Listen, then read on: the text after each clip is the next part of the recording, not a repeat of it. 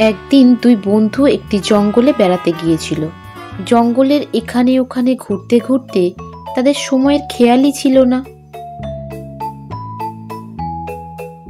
তখন প্রায় সন্ধে হব হব, সূর্য অস্ত গেছে।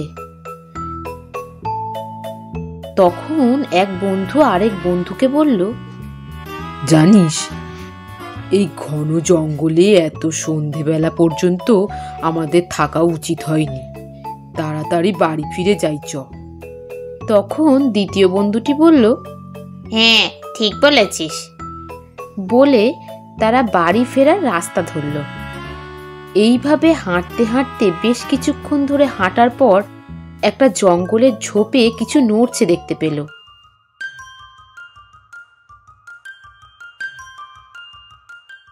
তারপর তারা বিকট আওয়াজও শুনতে পেল, কিন্তু জন্তুটা অনেকটা দূরের ঝোপের মধ্যে হওয়ায় এবং অন্ধকারের জন্য বুঝতে পারছিল না আসলে কি ওটা।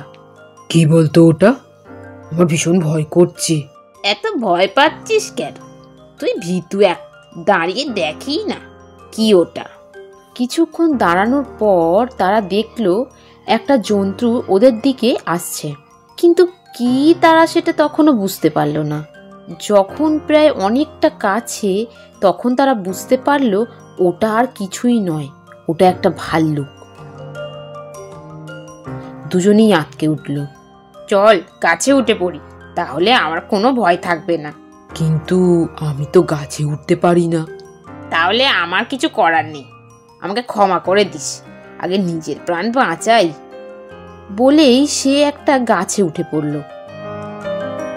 প্রথম বন্ধু কি করবে ভেবে না পেয়ে কেঁদেই ফেলল। তারপর নিজেকে একটু সামলে নিল, কিন্তু তার মতক্ষণে মনে পড়ে গেছে ভাল্লুক নাকি মরা মানুষকে খায় না। তাই সে তৎক্ষণাৎ মরার মতো হয়ে নিঃশ্বাস বন্ধ করে শুয়ে পড়ল। ভাল্লুক তার কাছে এসে তার পা থেকে মাথা পর্যন্ত ঘ্রাণ নিতে লাগলো,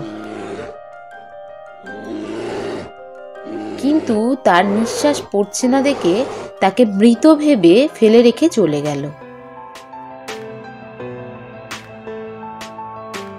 দ্বিতীয় বন্ধুটি গাছ থেকে সবই লক্ষ্য করছিল। সে আশ্চর্য হয়ে গেল বন্ধুটিকে কিছু করলো না দেখে। সে গাছ থেকে ধীরে ধীরে নেমে এলো, এসে দেখলো তার বন্ধুটিও অক্ষত অবস্থায় দাঁড়িয়ে আছে। সে জিজ্ঞাসা করলো, এই কি ব্যাপার হে? তোমার কানে কানে কি বললো ভাল্লুকটা? জঙ্গলে কোথায় গুপ্তধন আছে তার সন্ধান দিয়ে গেল, কিন্তু তোমার জেনে এসব লাভ নেই। বিপদের সময় যে বন্ধু আরেক বন্ধুকে ফেলে পালায় তাকে আর যাই হোক প্রকৃত বন্ধু বলা চলে না। তুমি সারা জীবন আফসোস করো গুপ্তধনের জন্যে, কারণ সেটা কোথায় আছে শুধুমাত্র আমিই জানি, আর আমি তোমাকে সেটা বলবো না। এটাই তোমার শাস্তি।